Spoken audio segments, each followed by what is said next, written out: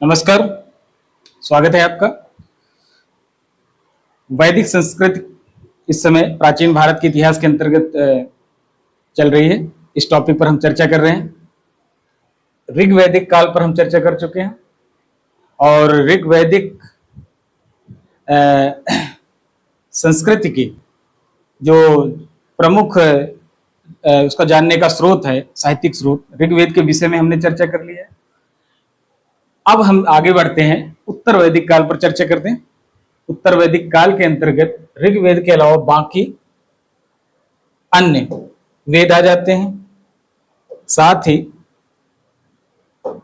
आपके ये आपके तीन वेद, यजुर्वेद, सामवेद और अथर्ववेद, ठीक, इनको उत्तर वैदिक काल में शामिल किया गया है। उत्तर वैदिक का जो काल निर्धारित किया गया है वो है आपका 1000 BCE से 500 BCE। ऋग्वैदिक काल आपको पता ही है, चर्चा कर चुके हैं इस पर। ये आपका है 1500 BCE से 1000, ठीक है। इसके बाद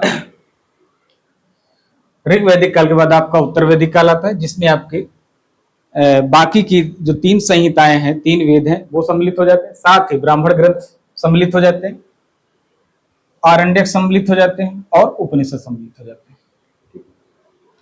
एक महत्वपूर्ण परिवर्तन देखा जाता है कई क्षेत्रों में। कुछ चीजें तो निरंतरता के साथ चल रही होती हैं, लेकिन कुछ चीजों में हम निरंतरता के साथ साथ परिवर्तन भी देखते हैं। उनका हम अध्ययन इसके अंतर्गत करेंगे। और ब्राह्मण ग्रंथ के विषय में जैसे मैंने बताया कि ऐतिहासिक स्रोत के टाइम भी मैंने इनकी इंपॉर्टेंस पर चर्चा की है। बहुत सारा वैदिक कार्यों के विषय में जो जानकारी है, बहुत सारी जानकारी है, वो आपको इनसे मिलती है। बिंबिसार से पहले का जो राजनीतिक इतिहास है और परीक्षित के बाद का, वो आपको ब्राह्मण ग्रंथ से ही मिलता है। इसके अलावा उस समय की सामाजिक स्थिति, उस समय खेती, ठीक है, जो कृषि कर्म हो रहे थे, उद्योग धंधे थे, शिल्प थे, मुद्रा व्यवस्था थी या नहीं थी, इन सब की जानकारी के लिए भी ये ब्राह्मण ग्रंथ बड़े उपयोगी साबित होते हैं। आरण्यक और उपनिषद थोड़ा सा परिवर्तन लेके चलते हैं। और जैसे कि यज्ञ महत्वपूर्ण रहता है उत्तर वैदिक काल में, लगभग पूरे उत्तर वैदिक कालीन समय में यज्ञ आपके महत्वपूर्ण बने रहते हैं। लेकिन आरण्यक के समय से उनमें आलोचना शुरू होती है और थोड़ा जो उपासना की पद्धति है, पूजा पाठ की पद्धति है, उसमें अध्यात्म के तत्व का समावेश होता है, दर्शन का समावेश होता है। साथ ही यज्ञ कर्मकांड इन दौरान कम होने लगते हैं। लेकिन पूरे उत्तर वैदिक काल के एक बड़े हिस्से में आप यज्ञ कर्मकांडों को प्रभावी रूप में पाते हैं। तो चलिए शुरू करते हैं। ब्राह्मण ग्रंथ के विषय में मैंने एक बात और बताई थी कि ब्राह्मण ग्रंथ को मैंने उत्तर वैदिक काल के अंतर्गत रखा है, जबकि ब्राह्मण ग्रंथ ऋग्वेद के जितने भी वेद थे उनके साथ भी लिखे गए और उनके बाद भी, साथ में थोड़े बहुत हैं। तो उनका जो काल क्रम है वेदों के साथ साथ भी चलता है और वेदों के बाद, वेदों से पहले नहीं है लेकिन वेदों के बाद भी एग्जैक्टली नहीं है, वेदों के साथ साथ भी है। और ज्यादातर हिस्सा आपका उत्तर वैदिक काल के अंतर्गत आता है, इसलिए इसे मैंने उत्तर वैदिक काल के अंतर्गत रखा है। आगे देखते हैं उत्तर वैदिक काल, ठीक है। अब सबसे पहले हम देखते हैं राजनीतिक व्यवस्था क्या थी। तो राजनीतिक व्यवस्था को जानने के लिए थोड़ी बहुत सामाजिक व्यवस्था को समझना जरूरी होता है। ऋग्वैदिक काल में कबीलाई समाज प्रभावी रहता है और अर्ध यायावर या यायावर जीवन रहता है, भूमक्कड़ी जीवन रहता है, पशुचारण पर आधारित अर्थव्यवस्था रहती है। जीवन अस्थिर था, ठीक है, अस्थिरता से युक्त जीवन था। और ऐसी परिस्थितियों में राजनीतिक संगठन की मैंने बताई थी आपको भूमिका कि स्पष्ट नहीं थी। राजनीतिक संगठन स्थापित कर पाना एक कठिन बात थी। तो अब क्या परिवर्तन आया, अब देखते हैं हम कि जीवन स्थिर होने लगा, ठीक है। स्थिर जीवन देखा गया आर्यों में, उत्तर वैदिक कालीन आर्यों में, और जीवन स्थिर हुआ। भूमि का महत्व बढ़ा क्योंकि अब ये लोग किसानी की तरफ आकर्षित हो रहे थे। साथ ही भूमि के साथ साथ क्षेत्रीयता का तत्व बढ़ गया, क्षेत्रीयता का तत्व बढ़ा और इनका सम्मिलित प्रभाव था राज्य का अस्तित्व। ये जो आप राज्य देख रहे हैं क्षेत्रीय, इन सबका सम्मिलित प्रभाव क्या हुआ, राज्य का अस्तित्व। यहां भी हम देख लेते हैं ऋग्वैदिक काल में आपको जन की अवधारणा मिलती है प्रशासनिक संरचना में। मैक्सिमम जो सबसे बड़ी प्रशासनिक इकाई थी वो जन थी, और जन का जो नेता था वो जनस्य गोपा अर्थात राजा था। ये सो कॉल्ड राजा था, क्योंकि संप्रभुता इसमें नहीं थी, और राजा जो वास्तव में एक राजा के अंदर तत्व होते हैं वो अनुपस्थित थे। मुश्किल से वो कबीले का प्रमुख मात्र था। तो बहुत सारे जन मिलकर अब क्या बन गए, जनपद। ठीक है, ये बना जनपद, कई जनों से मिलकर बना जनपद। तो एक प्रशासनिक संरचना में एक नए तत्व की उपस्थिति हो गई आपकी जनपद की, और यही सबसे बड़ी इकाई थी। और जनपद ही आपका क्या था, राज्य था। जनपद को ही राज्य बोलते हैं। और उत्तर वैदिक काल में हम देखते हैं कि राज्य की उपस्थिति मिलती है। कुरु, पांचाल, ठीक है, ऐसे राज्य, कौशल का ये सारे राज्य आपको अस्तित्व में मिलते हैं। और जनों की जिस तरह जन जनपद में बदल रहे थे, तो कुछ उदाहरण भी आपको जान लेना जरूरी। जैसे लिखा मैंने B plus P equal to K, या बीपी के आप याद कर लें। तो बी का अर्थ है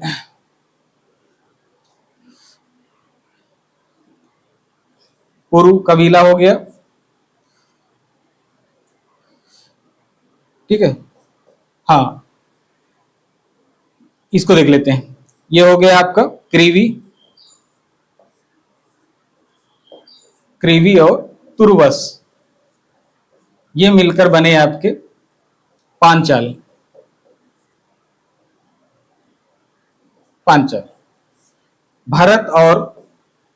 भारत कबीला था एक, ठीक है, सुदास राजा आप सुनते।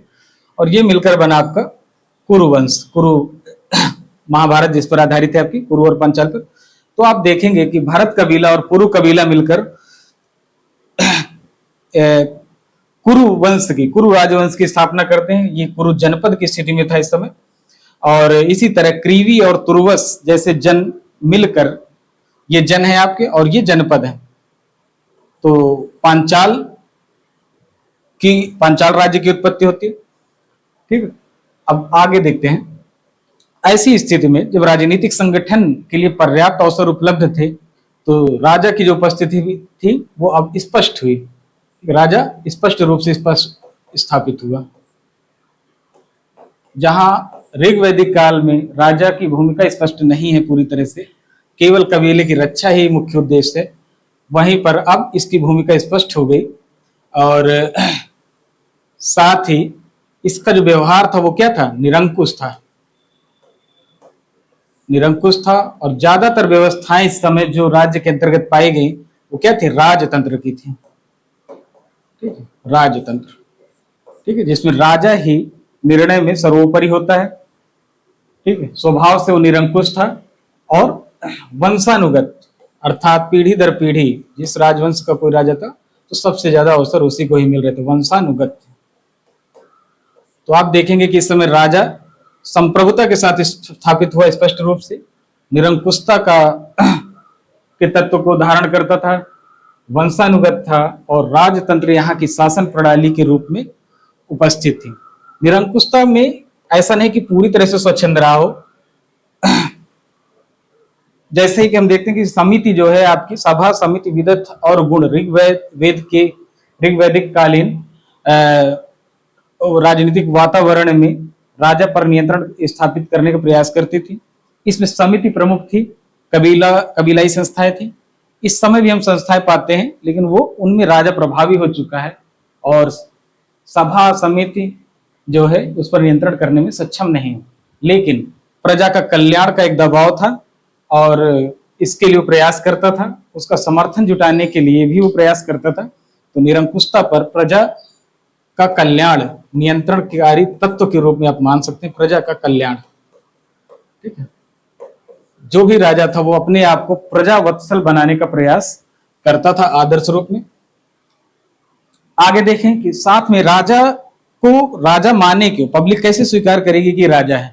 तो राजा के अंदर कुछ ऐसे तत्वों की उपस्थिति अनिवार्य मानी गई जो लोगों के बीच, पब्लिक के बीच, जनता के बीच उसे उच्च स्तर पर दिखा सके कि वो राजा बनने लायक है। तो दैवी उत्पत्ति की अवधारणा स्थापित की गई और माना गया कि राजा एक तरह से देवताओं द्वारा नियुक्त है। ठीक है, उसे दैवी कृपा प्राप्त है इस पद के लिए और इस उत्तरदायित्व के लिए, कि वो प्रजा का कल्याण करे। तो इस तरह जो दैवीय उत्पत्ति की अवधारणा हुई इस समय स्थापित होती है। ठीक है, क्लियर। आगे चलते हैं। हाँ, राजा शक्ति प्राप्त करने के लिए कुछ उपाय भी करता था, जनता के बीच में अपने आप को विशिष्ट भी दिखाना था। तो पुरोहित के साथ मिलकर वो कुछ ऐसी क्रियाएं भी कर रहा था जिससे जनता के बीच, प्रजा के बीच उसकी सर्वोच्च स्थिति स्थापित हो सके। इसके लिए उसने कुछ यज्ञ तय किए। ठीक है, जैसा कि मैंने बताया कि उत्तर वैदिक काल का एक बड़ा हिस्सा यज्ञिक कर्मकांड से जुड़ा है, अनुष्ठान से जुड़ा है। ऐसी अवस्था में उसने यज्ञ का सहारा लिया और राजसूय यज्ञ, ठीक है, इसके द्वारा राज्याभिषेक जब होता था तो इस यज्ञ का आयोजन किया गया। राज्याभिषेक, ठीक है, राजा जब राजपद ग्रहण करता था उस क्रिया को राज्याभिषेक बोलते हैं। और इसके लिए जो यज्ञिक कर्मकांड स्थापित किए गए, जो यज्ञ किए गए, उसका जो नाम मिलता है वो है आपका राजसूय यज्ञ। ठीक है, और इस यज्ञ के द्वारा जनता को विश्वास होता था कि राजा किससे युक्त है, दैवी शक्ति से युक्त है।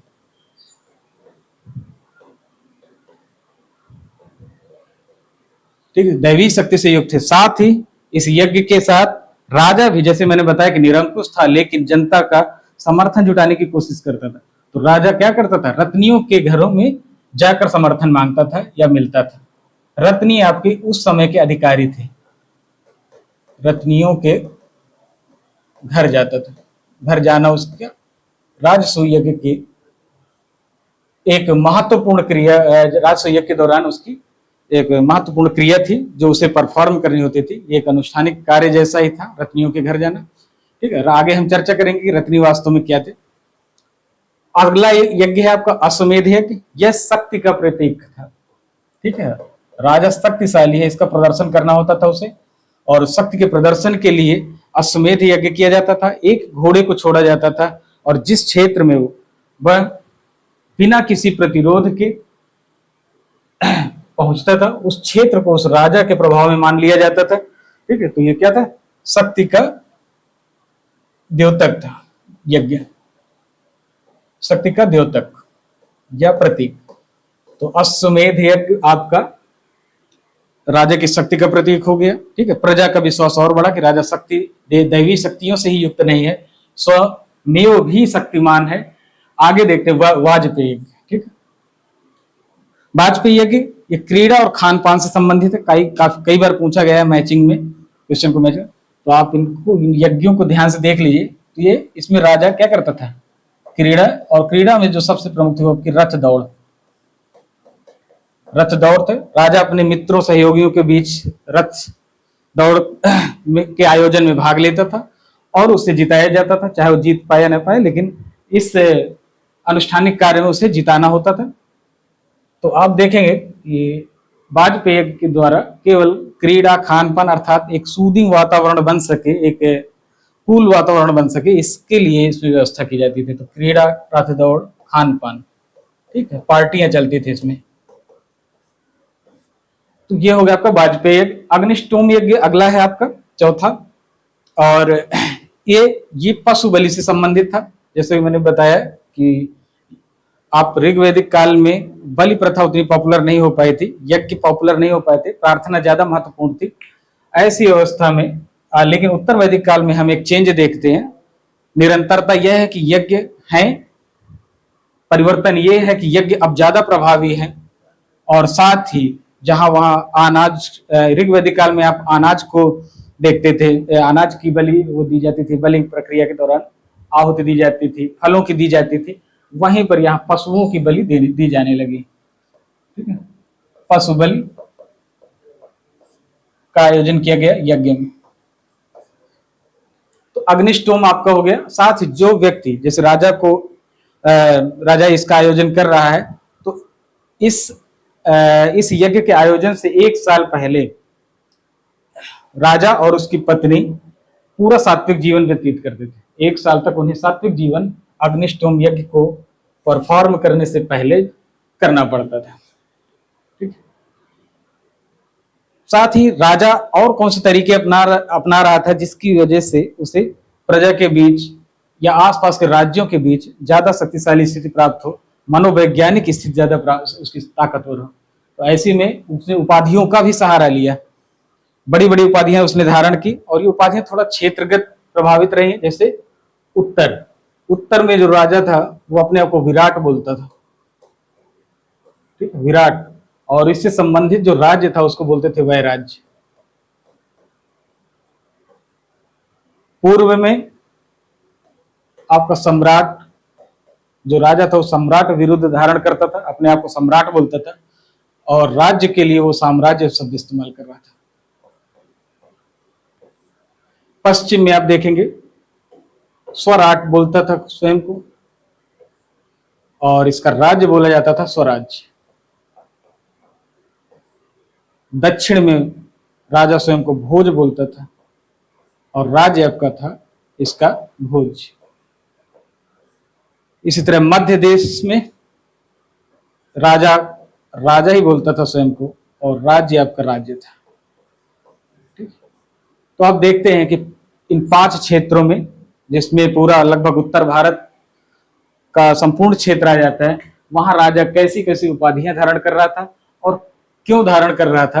क्योंकि आपको पता है कि सर्वश्रेष्ठता का जो उसे प्रदर्शन करना था, उसके लिए कुछ तौर तरीके अपनाए जाने थे, और तौर तरीकों में आपका यज्ञ था, उपाधियां थी, ठीक है। और आगे आप देखेंगे नौकरशाही और सेना के द्वारा भी उसने अपनी शक्ति को लगातार मजबूत किया। व्यावसायिक नौकरशाही और स्थायी सेना के विषय में हमने चर्चा की है उस समय ऋग्वैदिक काल में, कि उस समय ऐसी परिस्थितियां उपस्थित नहीं थी कि एक व्यावसायिक नौकरशाही, प्रोफेशनल नौकरशाही स्थापित की जा सके या स्थायी सेना स्थापित की जा सके।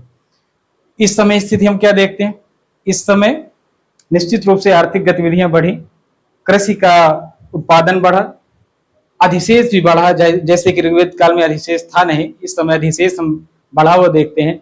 तो कर प्रणाली भी लागू करने में राजा थोड़ा बहुत सफल हुआ, और शुरुआती दौर पर आपको व्यावसायिक नौकरशाही स्थायी सेना के आरंभिक बीज दिखाई पड़ते हैं। आरंभिक बीज आपको उत्तर वैदिक काल में इसके दिखाई पड़ते हैं। लेकिन अभी भी अगर आपसे पूछा जाता है कि क्या स्थायी सेना या व्यावसायिक नौकरशाही पूर्ण रूप से स्थापित हो चुकी थी, तो आपका उत्तर होगा नहीं, क्योंकि इतना अभी भी उत्पादन अधिशेष नहीं था, इतनी अभी भी आर्थिक गतिविधियां नहीं थी कि एक सक्षम कर प्रणाली लागू की जा सके, और बिना एक एडवांस टैक्सेशन सिस्टम के ये क्रिया कर पाना बहुत ही कठिन था। ज्यादातर जो देखा गया कि आपकी सेना थी वो अभी भी संबंधियों से मिलकर बनी हुई थी, ठीक है, नातेदारी से बनी हुई थी। ऐसी अवस्था आपकी नौकरशाही में थी। आगे देखते हैं, स्पष्ट हो गया। रत्नी अधिकारी, मैंने पहले चर्चा किया राजसूय यज्ञ के दौरान कि राजा 12 रत्नियों के घर जाता था, रत्नियों की संख्या 12 थी, और ये संबंधित थे आपके, जैसे मैंने बताया कि व्यावसायिक नौकरशाही स्थापित नहीं हो सकी थी, तो संबंधी ही मुख्य थे, ठीक है। ये भी दरबार में बैठते थे संबंधी, विभागाध्यक्ष, उन्हीं में से कुछ को विभागाध्यक्ष बनाया गया था, कुछ मंत्री थे, कुछ दरबारी सदस्य थे, ठीक है। तो ये लोगों से मिलकर इस समय के अधिकारी वर्ग बना हुआ था, रत्नी बना हुआ था। और कुछ के नाम आप जान लीजिए, सेनानी अर्थात सेनापति, सूत ये रथ से संबंधित था, रथ विभाग से, निर्माण से और रथ सेना से संबंधित था। ग्रामीणी आपको पता ही है, गांव का मुखिया, गांव का प्रमुख।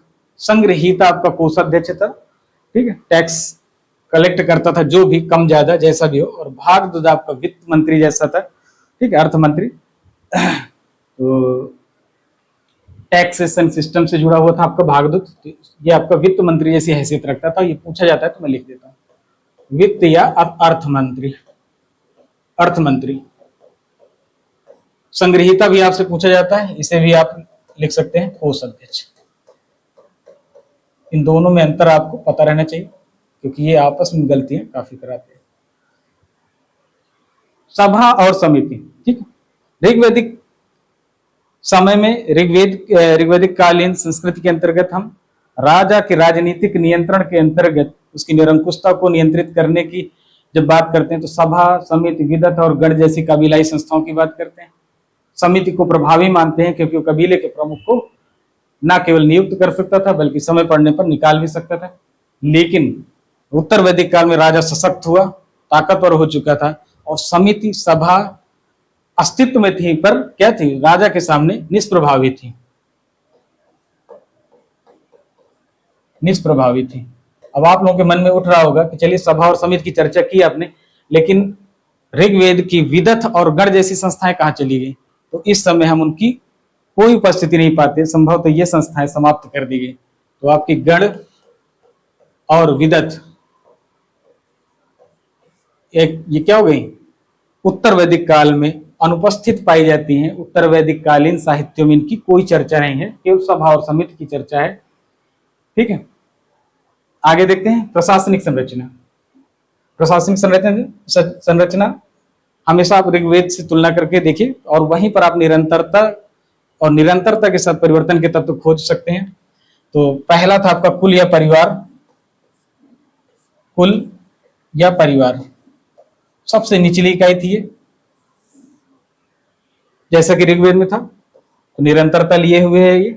दूसरा है आपका ग्राम, ग्रामीण इसका मुखिया था, और इसका आपका कुलप, जैसा कि उसमें था कुलप, और इसका ग्रामीणी। ग्राम हो गया, विष है, विष एक गांव का समूह था, विष जन, ठीक है। और जन के बाद हम यहाँ परिवर्तन देखते हैं, इतना सब आपका निरंतरता का हिस्सा है, और जनपद आपका परिवर्तन का हिस्सा है। ये एक नई अवधारणा थी जो उत्तर वैदिक काल में अस्तित्व में आती है, और जनपद ही क्या थे, राज्य। तो आप देखेंगे प्रशासनिक संरचना में जो एक क्रम है, इसे आप याद रख सकते हैं। ठीक है, कुल परिवार ये पूरा वही है जैसा ऋग्वेद में, बस एक तत्व जो लास्ट में जुड़ता है, एक बड़ी इकाई जुड़ती है, वो है जनपद। आगे चलते हैं।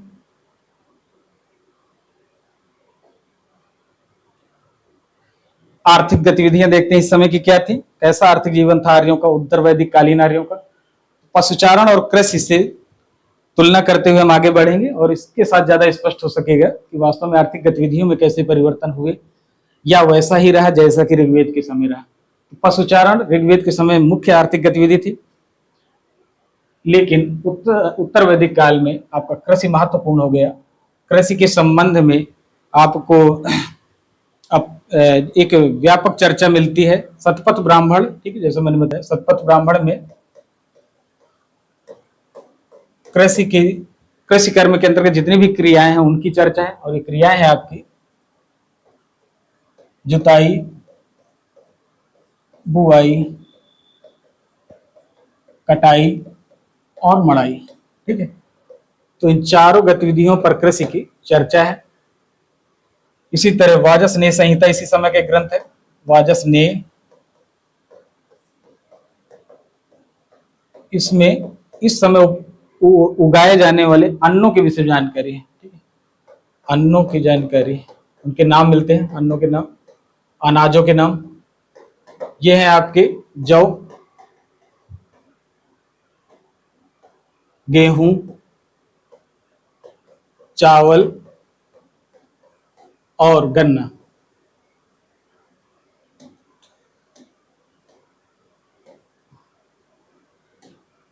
गन्ना, तो आपने देखा कि इस समय आपका गन्ना अस्तित्व में आ चुका था।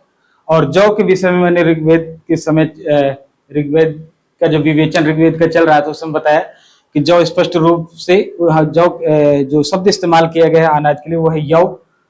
कुछ विद्वानों ने इसे जौ माना है और कुछ लोगों ने इसे अनाज के लिए प्रयुक्त होने वाला एक कॉमन नेम बोला है। ठीक है, लेकिन यहाँ पर आपके स्पष्ट रूप से नाम मिलते हैं जौ, गेहूं, चावल और गन्ना। तो इस समय कृषि प्रभावी दिखती है। ठीक, उसके साथ ही इसमें इस समय खाद की भी चर्चा है वाजसनेय संहिता में, कि खेती के लिए उर्वरक का भी इस्तेमाल किया जा रहा था। कृषि उपकरण की बात करें तो इस समय लोहा अस्तित्व में आ चुका है, जैसे कि मैंने बताया कि ऋग्वेद में ऋग्वैदिक काल में लोहा अनुपस्थित है, लेकिन उत्तर वैदिक काल में लोहा उपस्थित हो जाता है, और लोहे की उपस्थिति के कारण कृषि कर्म में निश्चित से रूप से कुछ न कुछ परिवर्तन आया होगा। लेकिन जब पुरातात्विक साक्ष्य समय देखते हैं या चर्चाएं देखते हैं तो हमें कृषि उपकरण कम ही मिलते हैं लोहे के। ठीक है, लोहे के कृषि उपकरण क्या मिलते हैं, कम मिलते हैं,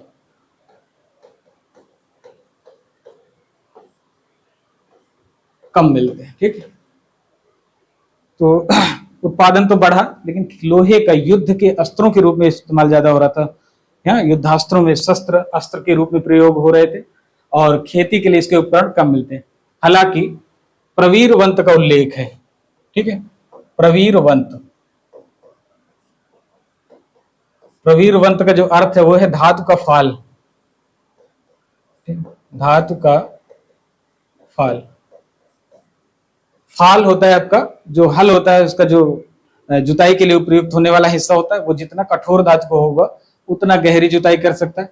इसलिए धातु का फाल होना यह दिखाता है कि कृषि में नए नए इनोवेशन हो रहे थे, ठीक है, और कृषि उत्पादन को बढ़ाने का भी प्रयास किया जा रहा था। तो कृषि उपकरण आपने देख लिए, ठीक है। कृषि क्रियाएं देख लेते हैं। कृषि क्रियाओं की मैं चर्चा उसमें कर चुका हूं आपके शतपथ ब्राह्मण में, इसी को आप देख लीजिएगा। जुताई, बुआई, कटाई, मड़ाई ये सारी प्रचलित थी। शिल्प या उद्योग को देखते हैं क्या है, इस समय कौन कौन से उद्योग प्रचलित है। तो यहाँ वही निरंतरता चली आती है, बस एक लोहे पर काम करने वाले लोगों का उद्योग भी स्थापित हो जाता है, लोहारों का। तो पूर्व में जो प्रचलित थे वो वैसे ही है। कुंभकारी जो शिल्प यहाँ प्रचलित था, कुंभकारी,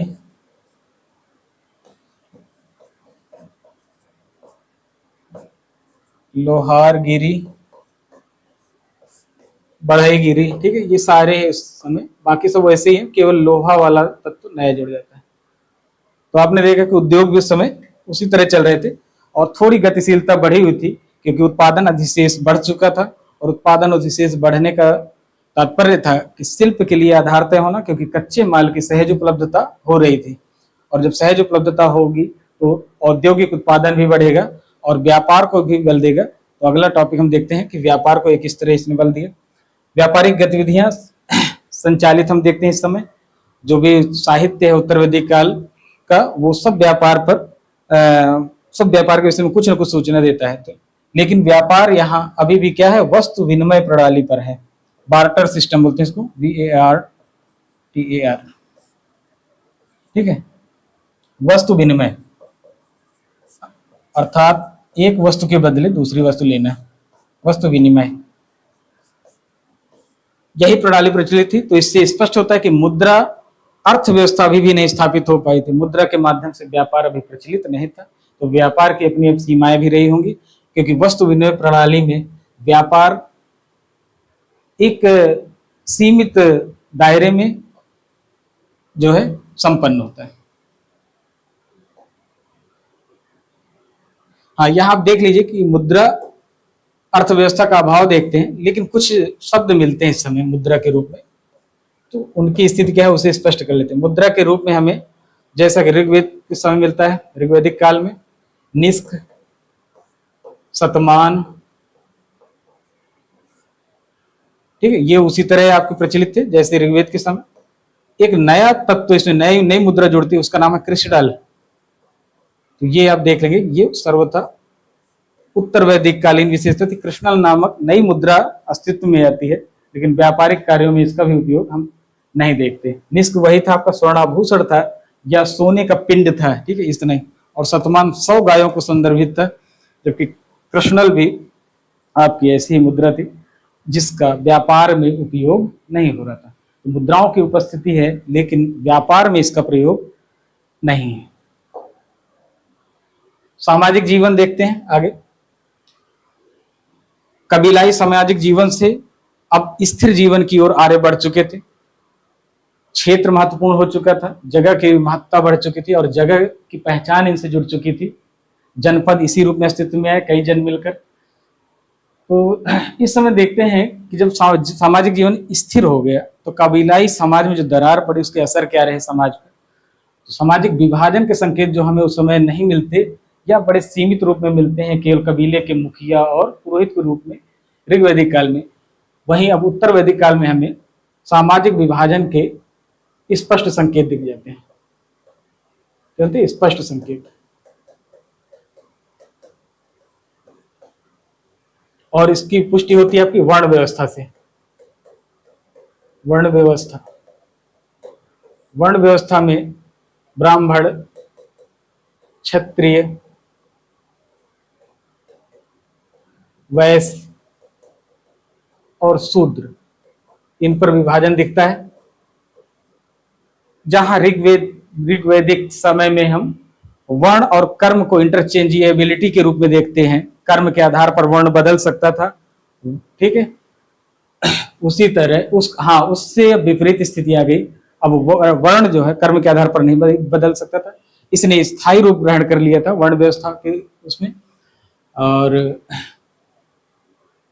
ये आपको क्रम दिखता है, ब्राह्मण, क्षत्रिय, वैश्य और शूद्र का क्रम। तो सामाजिक विभाजन के आपको स्पष्ट संकेत दिख गए। यहाँ आगे देखते हैं उत्पादन अधिशेष पर नियंत्रण, ठीक है। सामाजिक जीवन से संबंधित, देखने में अर्थ जैसा लग रहा है कि आर्थिक हिस्सा होना चाहिए, पर उत्पादन अधिशेष पर नियंत्रण जो समाज के प्रभावी तत्व थे, राजा और पुरोहित वर्ग, उत्पादन अधिशेष पर नियंत्रण का प्रयास कर रहे थे। कारण कि उस समय जो जिम्मेदारियां तय हुई थी उसके लिए इस अधिशेष पर नियंत्रण भी जरूरी था, और इस अधिशेष को ग्रहण करके ही वो स्थायी सेना या नौकरशाही को व्यावसायिक बना सकते थे। इसलिए आप देखेंगे कि उत्पादन अधिशेष पर नियंत्रण के लिए राजा और पुरोहित सक्रिय हो गए। राजा और पुरोहित ने यज्ञ के माध्यम से इस पर दावा पेश किया, और राजा ने कर प्रणाली स्थापित करके इस पर दावा पेश किया। तो आप देखेंगे कि उत्पादन अधिशेष पर नियंत्रण कर रहे थे, जबकि उत्पादन की गतिविधि से केवल संबंधित था वैश्य वर्ग, ठीक है। ये एक व्यापक वर्ग था, आज के जैसे केवल नहीं समझते, इसमें कृषक वर्ग भी आ रहा था, क्योंकि उत्पादन से जो भी जुड़े थे उन्हें वैश्य के अंतर्गत रखा गया था।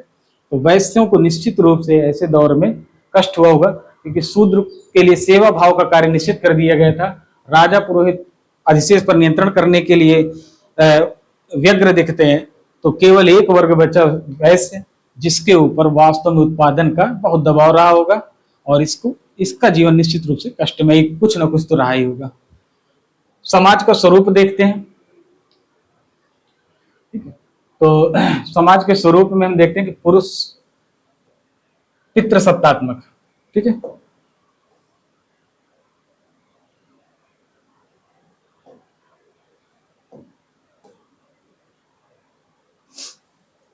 ठीक है, तो क्या दिखता है आपको?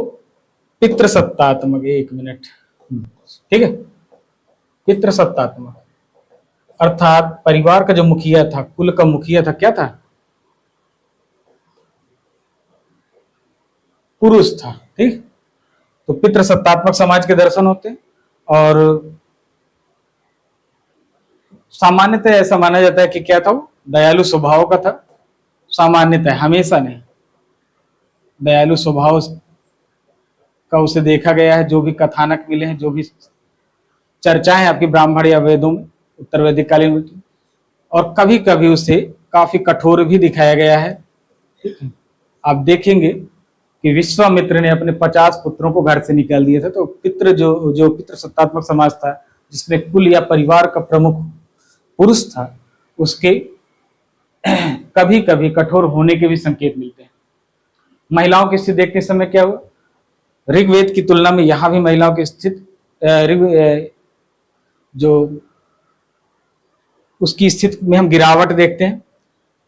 ऋग्वेद के समय, ऋग्वेद साहित्य में जो वर्णन है उसमें यह है कि वीर पुत्रों की कामना की जाती थी, लेकिन स्त्रियों के, वो बच्चियों के जन्म को, पुत्रियों के जन्म को क्या किया जाता? हतोत्साहित नहीं करते थे। साथ ही उपनयन, शिक्षा या वयस्कता पर विवाह, ठीक है, या आपातकालीन स्थिति में कुछ उनके जैसे नियोग प्रथा जैसी स्थितियां, ठीक है। तो ऐसे सकारात्मक विधियां प्रचलित थी महिलाओं के लिए। यहाँ भी हम बहुत सारी स्थितियां देखते हैं, लेकिन कुछ मामलों में हम यहाँ गिरावट भी देखते हैं। और शिक्षा का अधिकार हमें मिलता है देखने को, ठीक है। हाँ, कुछ जो इस समय का साहित्य, अगर वहां देखें तो कई जगह महिलाओं के विषय में बहुत सम्मानजनक बातें नहीं की गई। जैसे मैत्रेयणी संहिता है, मैत्रेयणी संहिता,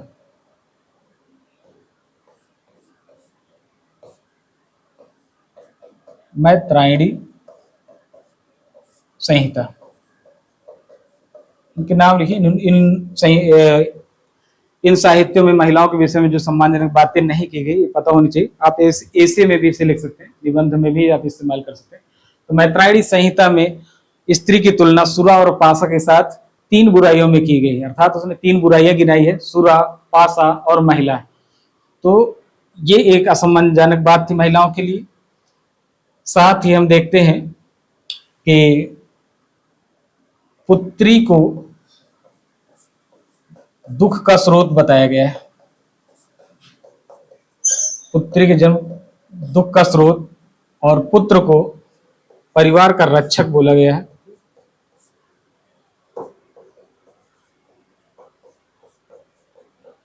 तो कुछ अनर्गल बातें या महिला के असम्मान की बातें इस समय होनी शुरू हो गई थी। तो ऋग्वैदिक काल की तुलना में इस समय महिलाओं की स्थिति को थोड़ा सा डाउन देखते हैं। साथ ही याज्ञवल्क्य और गार्गी स्मृति, गार्गी संवाद की अगर बात करें तो वहां भी आपको महिलाओं के विषय में सकारात्मक के साथ साथ नकारात्मक स्थिति के भी दर्शन होते हैं। आप देखेंगे कि गार्गी जैसी महिला इतनी शिक्षित हो सकी, वो उस वातावरण की देन थी कि पुरुषों के सामने शास्त्रार्थ करने की हिम्मत जुटा सकती थी। लेकिन पुरुषवादी सोच को भी दिखाती है। जब याज्ञवल्क्य से उसका सिर तोड़ने की धमकी देते हैं तो आपको नकारात्मक और सकारात्मक दोनों स्थितियों के दर्शन उत्तर वैदिक काल में महिलाओं के मामले में हो जाते हैं। हाँ, कुछ अच्छी बातें उसी तरह प्रचलित रहती हैं, जैसे वयस्क अवस्था में इनका विवाह होता था, शिक्षा, उपनयन, ठीक है, इन सब की जो है इन सारे संस्कारों की अनुमति थी, यज्ञ कर्म करने की अनुमति थी। तो आप देखेंगे महिलाओं की स्थिति में इस समय कैसी थी और काफी स्पष्टता से आप जान चुके होंगे। आगे एक देखते हैं कि समाज के अंतर्गत उत्तर वैदिक कालीन समाज के अंतर्गत क्या कुछ नई व्यवस्था थी। तो अब गोत्र प्रणाली आप देखेंगे, ये ऋग्वैदिक काल में अनुपस्थित रहती है और उत्तर वैदिक काल में उपस्थित रहती है, इसलिए आपको इसे ध्यान में रखना जरूरी हो जाता है। गोत्र प्रणाली को जो सबसे शुरू में देखेंगे तो इसका अर्थ निकलता है गोष्ठ, ठीक है, और इसका जो पारिभाषिक तात्पर्य है वो ये है कि एक कुल के, एक परिवार के लोग अपनी गायें एक स्थान पर जहां बांधते थे उस स्थान को गोष्ठ बोला जाता था। आगे ये उनकी पहचान से जुड़ गया, ठीक है, तो गोष्ठ ही आगे गोत्र बन गया। शुरू में ये ब्राह्मण वर्ण के द्वारा अपनाया गया और आगे ब्राह्मणों ने इसे अपने यजमानों में भी ट्रांसफर किया। तो ये वंशज प्रणाली को ज्यादा सीमित करने लगा वर्तमान समय में, जबकि प्रारंभ में ये एक सामूहिकता को दिखाता था जहां एक परिवार के लोग अपनी गायों को बांधते थे, ठीक है, गोधन इकट्ठा करते थे, उससे जुड़ा होता था। एक नई प्रणाली थी जो केवल जो ऋग वैदिक काल में अनुपस्थित रहती है, लेकिन वैदिक काल में इसे हम उपस्थित पाते हैं। अगली है आपकी आश्रम व्यवस्था। आश्रम व्यवस्था पर आगे भी हम डिटेल्स बढ़ेंगे, पर यहाँ आप इसको संक्षेप में समझ ले। संक्षेप में बात, हाँ, उस समय जैसे कि हमने देखा कबीलाई समाज स्थिर हो रहा था और स्थिरता के साथ साथ उसे समाज के दायित्वों का भी बोध हो रहा था। तो समाज निर्माण एक व्यवस्थित तरीके से हो, इसके लिए आश्रम व्यवस्था का प्रवर्तन उस समय के आर्यों ने किया, उत्तर वैदिक कालीन आर्यों ने। यह व्यक्तिगत स्वतंत्रता और सामाजिक नियंत्रण के बीच एक संतुलन स्थापित करता है। आप इसे ध्यान में रखें, व्यक्तिगत स्वतंत्रता, व्यक्तिगत स्वतंत्रता और सामाजिक नियंत्रण, सामाजिक नियंत्रण। व्यक्तिगत स्वतंत्रता स्वच्छंदता के स्तर पर ना पहुंच जाए, ठीक है, ऐसी स्थिति में सामाजिक नियंत्रण की व्यवस्था की गई और यह सारी व्यवस्थाएं आपको आश्रम व्यवस्था के अंतर्गत देखने को मिलती है। यह अभिनव प्रयोग था, एक नवीन प्रयोग था जो उत्तर वैदिक काल में दिखता है आर्यों के द्वारा, क्योंकि अब समाज स्थिरता की ओर बढ़ रहा था, अब उसका यायावरी जीवन समाप्त हो रहा था। आगे देखते हैं हम धार्मिक जीवन, ठीक है, जैसा कि मैंने बताया कि वैदिक ग्रंथ मुख्य रूप से धार्मिक विषय ही लिए हुए और उन्हीं से हम अपनी जरूरत की चीजें राजनीतिक, आर्थिक, सामाजिक निकाल लेते हैं। तो धार्मिक जीवन के विषय में देखते हैं कि क्या था। प्रकृति का दैवीकरण, जैसा कि ऋग वैदिक काल में चलता है वैसे ही होता है, हालांकि इसकी प्रवृत्ति अब घटने लगी। प्रवृत्ति क्या हुई? घटती है। प्रकृति का दैवीकरण, आपको पता है प्रकृति की जिन गुत्थियों को आर्य सुलझा नहीं सके थे उनका क्या कर रहे थे? दैवीकरण। लेकिन उत्तर वैदिक काल में इस प्रवृत्ति को हम घटता हुआ देखते हैं, लेकिन समाप्त नहीं देखते, अर्थात यह भी प्रचलन में थी। देवता और देवी, ठीक है, इनकी विषय में जब तुलना करते हैं तो देवता यहाँ भी अभी भी प्रभावी हैं, देवियों की तुलना में, संख्या में भी और सम्मान की स्थिति में भी।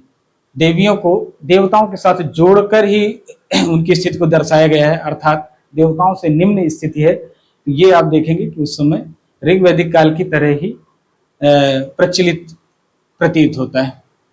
अगला आप देखेंगे देवताओं की स्थिति में परिवर्तन होता है।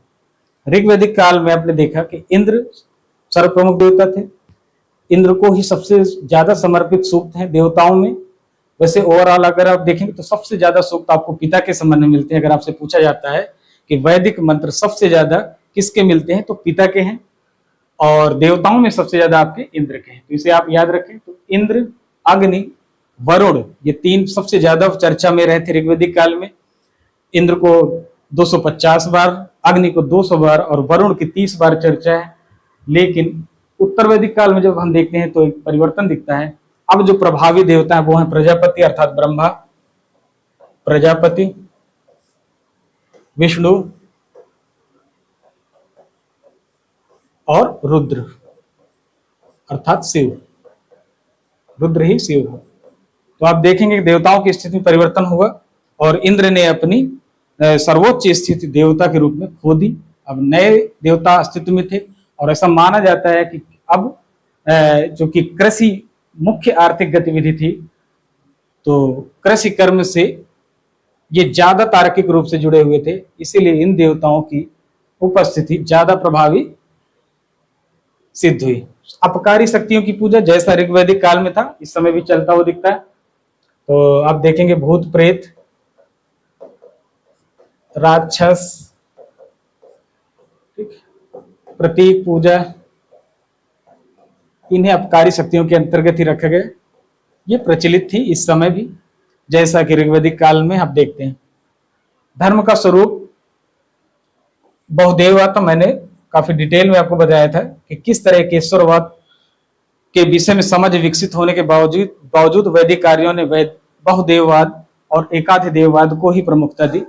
वैसी स्थितियां थी। मूल रूप से जो धर्म का स्वरूप है वो बहुदेववादी है, ठीक है, अर्थात बहुत से देवताओं की पूजा है यहाँ। साथ ही अंतिम काल में हम इसे एकेश्वरवाद की तरफ फिर से बढ़ता हुआ देखते हैं। एकेश्वरवाद, और जो अंततः बदल जाता है उपनिषदों के समय अद्वैतवाद में, जहां ब्रह्म ही एकमात्र सत्ता के रूप में स्थापित होते हैं और जीवों की अलग से कोई स्वतंत्र सत्ता नहीं रहती। ठीक है, तो आप देखेंगे कि जो धर्म का स्वरूप है इस समय इस पैटर्न पर दिखता है। पर अगर आपसे पूछा जाए कि वास्तव में एकमात्र स्वरूप क्या था तो आप क्या देंगे?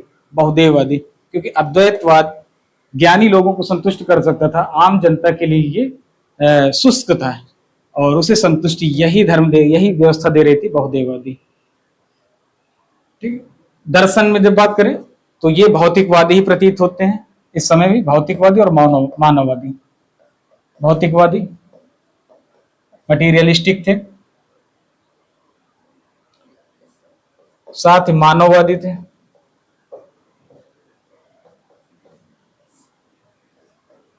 जीवन की बात करते थे, मृत्यु की बात कम करते थे। ठीक है, जीवन और मृत्यु में जीवन ज्यादा महत्वपूर्ण था। हाँ, आगे हम अंतिम समय में इसमें निराशा के तत्व भी दिखते हैं। उपनिषद काल में निराशा का भी तत्व दिखता है। तो ये क्रम आपको याद रखना है इसमें कि जहां उत्तर वैदिक काल में शुरुआत में आप देखेंगे कि भौतिकवादी प्रतीत होते हैं, जीवन के प्रति उल्लास दिखता है, मृत्यु की बात नहीं करते, मोक्ष की बात नहीं करते। लेकिन उपनिषद काल तक आते आते ये लोग मोक्ष की बात करने लगते हैं और निराशा की बात करने लगते हैं। और अब वह इससे उपनिषदों से प्रेरित मैंने बताया था कि आपके बाद के जितने भी भारतीय दर्शन हैं, जितने भारतीय धर्म हैं, सब में हम उपनिषद का प्रभाव देखते हैं। बौद्ध धर्म ने सर्व दुखम की घोषणा की और उपनिषद में हम इसकी उपस्थिति पाने लगते हैं। तो मोक्ष की बात आपकी उपनिषद काल में होने लगती है उत्तर वैदिक काल के अंत में। जबकि जीवन का बड़ा हिस्सा उत्तर वैदिक काल का कैसा रहता है? उमंग से प्रेरित रहता है, भौतिक सुखों से प्रेरित रहता है, उपयोगितावाद से प्रेरित रहता है। ठीक है, आगे देखते हैं उपासना की पद्धति क्या रहती है, किस तरह पूजा पाठ कर रहे थे। तो ये आपको पहले बता चुके हैं। यज्ञिक कर्मकांड प्रभावित है, यज्ञ के माध्यम से पूजा पाठ प्रभावी हो गई थी। ऋग्वैदिक काल की जो प्रार्थना थी अब प्रचलन में नहीं थी, यज्ञ प्रभावित थी, ठीक है, यज्ञिक कर्मकांड, और ये जटिल होते ही चले जा रहे थे। बहुत सारी विधियां इसमें लगातार जुड़ रही थी जो जिनसे जनमानस भी अब त्रस्त होने लगे थे, और उसका असर आपको दिखा कि अरण्यकों में ही यज्ञ की आलोचना शुरू हो गई, ठीक है। अंतिम समय में हम देखते हैं कि यज्ञिक कर्मकांड जो उत्तर वैदिक काल की प्रमुख पहचान है, वो अपने अंतिम समय में लोकप्रियता होने लगी थी, यज्ञ डाउन होने लगा था। अरण्यक आपके तप पर बल देते हैं, लेकिन उपनिषद काल में हम इसे देखते हैं कि यज्ञ कर्मकांडों का स्पष्टता से विरोध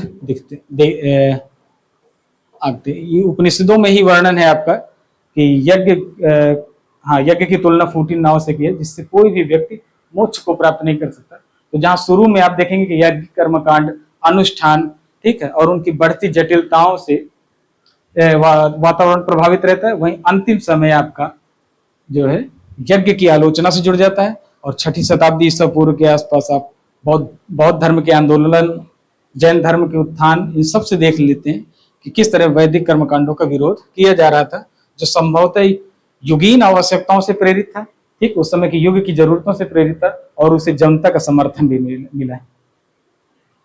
हाँ, तो यहाँ मैंने इसकी व्याख्या करी थी, यज्ञ कर्मकांड के प्रति प्रतिक्रिया आपकी अंतिम समय होने लगती है उपनिषदों के समय। आगे चलते हैं। आश्रम व्यवस्था सामाजिक जीवन के अंतर्गत मैंने इसकी शॉर्ट में चर्चा की है कि केवल यह व्यक्तिगत स्वतंत्रता स्वच्छंदता न बन सके, ठीक है, उसके लिए सामाजिक नियंत्रण से जुड़ा हुआ था। स्वतंत्रता कुछ नियंत्रणों के अधीन रहे। आज भी ये बड़ा ज्वलंत मुद्दा रहता है कि कैसे स्वतंत्रता को स्वच्छंदता में परिवर्तित होने से रोका जाए। तो आश्रम व्यवस्था आपके उस यायावरी जीवन को संदर्भित करता है जो अब परिपक्व हो रहा था, स्थिर हो रहा था, और समाज निर्माण में अपनी भूमिका तय करने के लिए आगे खड़ा हुआ था। तो ऐसी व्यवस्था में एक अभिनव सोच के साथ, एक नवीन सोच के साथ, ठीक है, आश्रम व्यवस्था का प्रवर्तन उत्तर वैदिक काल में होता है। उत्तर वैदिक काल में हम इसकी उपस्थिति पाते हैं, ये ऋग वैदिक काल के दौरान अनुपस्थित रहता है। इस अंतर को आपको समझना होगा। आश्रम व्यवस्था के अंतर्गत जो प्रकार थे इसके, ये पूरे मनुष्य जीवन को 4 हिस्सों में बांटा गया था। वही इसके प्रकार हैं, आप देखें। पहला ब्रह्मचर्य, गृहस्थ,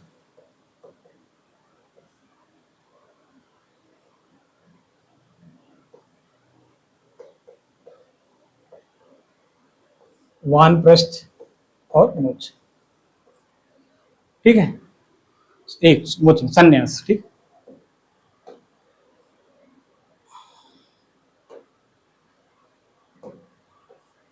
संन्यास,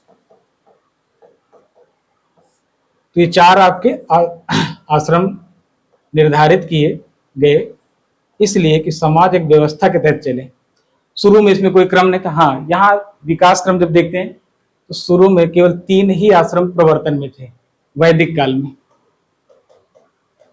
वैदिक काल में आपको ब्रह्मचर्य, गृहस्थ और वानप्रस्थ मिलते हैं वैदिक काल, जबकि संन्यास आपका लास्ट में उपनिषद काल के समय इसकी केवल चर्चा मिलती है, इसके विषय में स्पष्ट व्याख्या नहीं है। वो है आपका जाबालोपनिषद, एक उपनिषद है जाबालोपनिषद, उसमें इसकी केवल चर्चा है, इसके विषय में स्पष्टता के साथ कुछ नहीं बोला गया। तो ये लोकप्रिय हो पाते हैं कब? बौद्ध और जैन के समय, और अंतिम रूप से जो स्थापित होते हैं वो है सूत्र काल। सूत्र साहित्य जब आपके रचित होते हैं सूत्र काल में। तो संन्यास आश्रम के विषय में आपको पता होना चाहिए कि ये वैदिक काल में प्रवर्तन में नहीं था, और बाद में इसे लोकप्रियता मिलती है और स्थान मिलता है। बौद्ध और जैन ने तो इसे इतना ज्यादा स्थान दे दिया कि आगे चलकर इनके पतन में भी इसकी भूमिका स्पष्ट होने लगी। उस पर चर्चा हम बाद में करेंगे जब बौद्ध और जैन पढ़ेंगे। अभी हम देखते हैं कि इसका विकास क्रम किस तरह का। तो ब्रह्मचर्य, गृहस्थ और वानप्रस्थ और संन्यास, इसे 4 हिस्सों में मनु ने बांटा शुंग काल में। पहले इनका क्रम निर्धारित नहीं था, लेकिन मनु ने इसमें क्रम को आवश्यक माना कि सबसे पहला चतुर्थांश जीवन का 1 से 25 साल का वो ब्रह्मचर्य से संबंधित होना चाहिए। आगे 25 से 50 तक आप गृहस्थ जीवन, और 50 से 75 वानप्रस्थ हो गया, और अगला शेष समय 100 साल तक का, 75 से 100 तक का संन्यास। ठीक है, इसमें क्रम का बहुत महत्व है, और क्रम का वायोलेशन मनु को बर्दाश्त नहीं है, क्योंकि इसके द्वारा ही समाज की व्यवस्था संचालित होती है। ठीक है, उद्देश्य क्या था इस आश्रम व्यवस्था का? तो सबसे जो प्रमुख उद्देश्य है, जब भी आपसे पूछा जाए तो त्रिऋण से मुक्ति। 3 ऋण क्या है? एक तो है आपका देव ऋण, दूसरा है आपका ऋषि, और तीसरा है आपका पितृ ऋण। देव ऋण, पितृ ऋण और ऋषि ऋण। देव ऋण का अर्थ है कि वैदिक ग्रंथों का अध्ययन करके आप देवताओं के ऋण से मुक्त हो सकते हैं। ठीक, आपको वैदिक वेदों का, वैदिक ग्रंथों का स्वाध्याय करना है, स्वयं से अध्ययन करके आप देव ऋण से मुक्त हो सकते हैं। ठीक है, ऋषि ऋण, ठीक है, ऋषि को सम्मान देकर, ठीक है, आप उनसे मुक्त हो सकते हैं। और पितृ ऋण, आप संतानोत्पत्ति के द्वारा इससे मुक्त हो सकते हैं। जैसा कि आपको आप पुत्र के रूप में उत्पन्न हुए, वैसे ही इस क्रिया को आपको आगे बढ़ाना है, और आप तभी इससे मुक्त हो पाएंगे। तो ये हो गया आपका त्रिऋण। ठीक है, ये तीनों आपके क्या है? त्रिऋण। तो ये सारी गतिविधियां आपकी आश्रम व्यवस्था के अंतर्गत ही हो रही थी। दूसरा उद्देश्य है 4 पुरुषार्थों की प्राप्ति। 4 पुरुषार्थ कौन से हैं आपके? धर्म, अर्थ, काम और मोक्ष। ये 4 पुरुषार्थ हैं इस आश्रम व्यवस्था के अंतर्गत। आपको इन्हें भी प्राप्त करना है, चारों पुरुषार्थों। धर्म का अर्थ है कि ब्रह्मचर्य आश्रम के प्रवर्तन के दौरान आप इसका एकांतिक रूप से पालन करें, अर्थात पूर्ण रूपेण पालन करना है केवल धर्म का। यह है आपकी ब्रह्मचर्य वाली व्यवस्था के अंतर्गत। अर्थ, और धर्म के पालन के साथ साथ अर्थ की व्यवस्था करनी, जीविकोपार्जन की व्यवस्था करनी, साथ ही काम के उपभोग की व्यवस्था करनी। ये आपका हो गया गृहस्थ आश्रम के विषय में। ठीक है, और गृहस्थ जीवन जीते हुए भी अर्थ और काम से मोह भंग करना, ये है आपका वानप्रस्थ आश्रम। इसमें आपको घर नहीं छोड़ना होता, बस एक अपने आप को तैयार करना होता है, और ज्यादातर समय घर से बाहर देना होता है। घर पूर्ण रूप में नहीं छूटता है। और इस समय व्यक्ति के लिए जो अपेक्षित है वो क्या है कि वो अर्थ से, अर्थात धन से और काम के उपभोग से मुक्त हो, और स्वयं को मोक्ष के लिए तैयार करे। और अगला पड़ाव आपका मोक्ष। ठीक है, यहाँ पर वो मोक्ष प्राप्ति के लिए आगे बढ़ता है। तो देखेंगे धर्म, अर्थ, काम, ये 3 तो साधन है, पर मोक्ष जो है आपका साध्य है, परिणाम है। ठीक है, और अंतिम अवस्था है, यहां तक आपको पहुंचे। तो आश्रम व्यवस्था के अंतर्गत आपने देखा कि किस तरह वैदिक कार्यों ने अपनी अभिनव सोच का प्रदर्शन किया था। ठीक है, तो यहां तक हो गया आपको उत्तर वैदिक काल। उम्मीद है आपको अच्छे से क्लियर हुआ होगा। ठीक है, ठीक है, थैंक यू वेरी मच।